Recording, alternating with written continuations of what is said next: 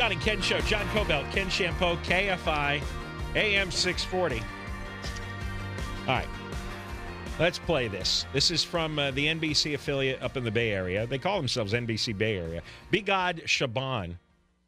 This is hard. I mean, if you've been to San Francisco, you've seen it and smelled it with your own eyes. And what's relevant to us is this political philosophy is the dominant philosophy in Sacramento. It's the dominant philosophy of Gavin Newsom. He has one real credit in his life. He was the governor. He was the mayor of San Francisco. That's the only credit he has. And he wants to be the governor. So let's look at what he did to San Francisco, because it started with his policies. This all began with Gavin Newsom. And they're now spending $30 million a year cleaning feces and needles in one of the most beautiful cities on the planet. One of the wealthiest populations in the nation. And this philosophy is what is controlling us in Southern California now. This is what all these Sacramento Democratic leaders believe in. Listen to this report. You like taking walks? With my mom and my dad. Yeah. Anyla Reed is pretty observant for a 3-year-old. She had no problem telling us her thoughts on San Francisco. You know, someone pooping there. You see poop sometimes? Yeah, when garbage. How does that make you feel? That makes me angry. It makes you angry? Yeah.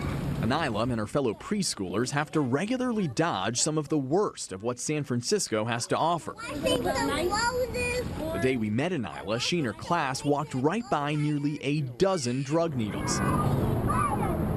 That's the kids singing, by the way. You gotta start paying attention to the ground, okay? Okay. Kim Davenport is Anyla's mom and often walks her to school. It's not safe, it's not healthy. Feces on the ground, needles. You've actually had to pull her out of the way to keep them separate from this Yes, stuff. of course. I just had to do that this morning. So how dirty is the city? I hit the streets with my producer to find out. Together, we surveyed 153 blocks of downtown San Francisco. We spent 3 days walking up and down every street, inspecting more than 20 miles of the city. We found trash on every block, 303 piles of feces, and 100 needles. If you do get stuck with these disposed needles, you can get HIV, hepatitis C, hepatitis B. Dr. Lee Riley is an infectious disease expert at UC Berkeley. The fecal matter could possibly get into air, and if you happen to inhale that, it can also go into your intestine. Which can be deadly, especially for children. Dr. Riley has researched some of the dirtiest slums in the world, but believes contamination levels in parts of San Francisco may now be even worse. Much higher than what we see in places like Brazil or Kenya or India.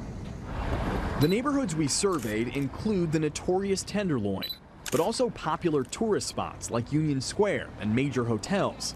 The area also includes City Hall, schools, playgrounds, and a police station. We took hundreds of photos and videos. Along the way, we spotted several people shooting up. This woman walked right up to my producer before going to the bathroom on the street. Unacceptable. Absolutely unacceptable. San Francisco Supervisor Hillary Ronan is fed up. We're losing tourists. We're losing conventions in San Francisco. All of this is happening because we aren't addressing the root cause. We don't invest enough money in our temporary shelter system. Ronan believes the city has been so focused on providing full-time housing for the homeless that San Francisco doesn't have enough temporary beds. The city has about 2,000, but Ronan believes another 1,000 are needed. The cost? $25 million. We need to find a source of revenue. But those in the city are already paying more for street cleaning. The Department of Public Works spent $60 million last year cleaning the city. That's nearly double from 5 years ago. Trash is not my only problem. Mohammed Nuru is the Public Works Director. If we're spending tens of millions of dollars every year to clean our city streets, and then they often end up looking like that, why hasn't something changed? Well, I think things are changing. But when you walk the streets of San Francisco, it doesn't seem to be working. I think, you know, the city has its ups and downs. it gets cleaned. And then go back there a few hours later, and it looks as if it was never cleaned. And it's not just about sweeping and washing down and cleaning. We have a social problem that we need to solve. His department maintains 34 public restrooms across San Francisco, but city workers still spend much of their time cleaning human waste off the streets. They also pick up an average of 12,000 needles each month. It's a dirty job that Nuru says eats away at about half his street cleaning budget. So you're telling me drug needles on the street and human feces is costing the city roughly about $30 million a year? Encampments, yes, just hotspots because of the resources and the people who have to do this work. Which means more work for Anila's preschool teacher. Adelita Oriana not only has to teach her kids about colors and sharing, she also has to educate them about syringes. We just let them know that they're dangerous and they should never be touched. So for kids as young as 2, you're talking about needles? Yeah, because it's so prevalent in the sidewalks. It's a lesson Anila and her classmates were forced to learn, but one San Francisco still can't seem to learn from. This is every single day. They use these sidewalks as bathrooms, and it's disgusting. Over the past year, the city has received more than 20,000 complaints of human waste. That's an average of 60 calls per day about feces on San Francisco streets. That is the NBC Bay Area affiliate. Bigad Shaban is the reporter. And if you forgot the numbers, so in his walk on these 153 blocks, it was 303 piles of feces. 303. And 100 needles. And over the course of a month, they pick up 12,000 needles. Now, they said that one of these crazy people walked up to them and went to the bathroom right in front of them. Now, that guy's got to be in a mental institution. He's got to be forced into a mental institution and drug rehab. They let out prisoners. They closed all the mental institutions. They decriminalized everything. Tons of felonies are now misdemeanors. Misdemeanors are no longer, the police don't even show up. They're not even arrested for it. They're calling in 20,000 complaints. I'll give them that. I guess people really are upset, but nobody does anything.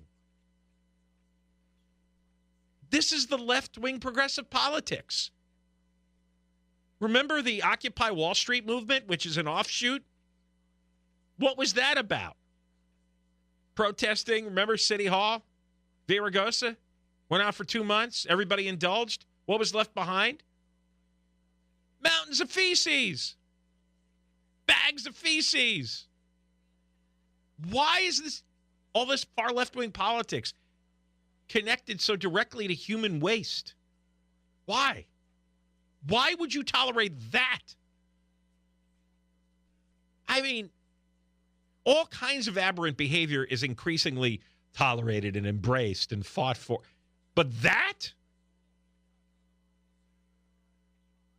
And this idiot supervisor, I don't know what her name was, who said, well, we have to spend more money on permanent housing. Well, how's that going to stop it? These are crazy people. They're still going to be out on the street all day defecating. I don't understand why they think giving people a roof is going to change their behavior when they have very damaged brains. They can't be fixed. I don't understand. But that's what they did to San Francisco. Now, would you go there?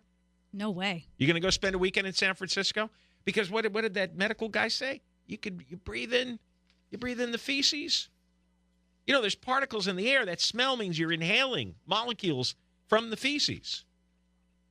That's what we know about the hepatitis outbreak in San Diego.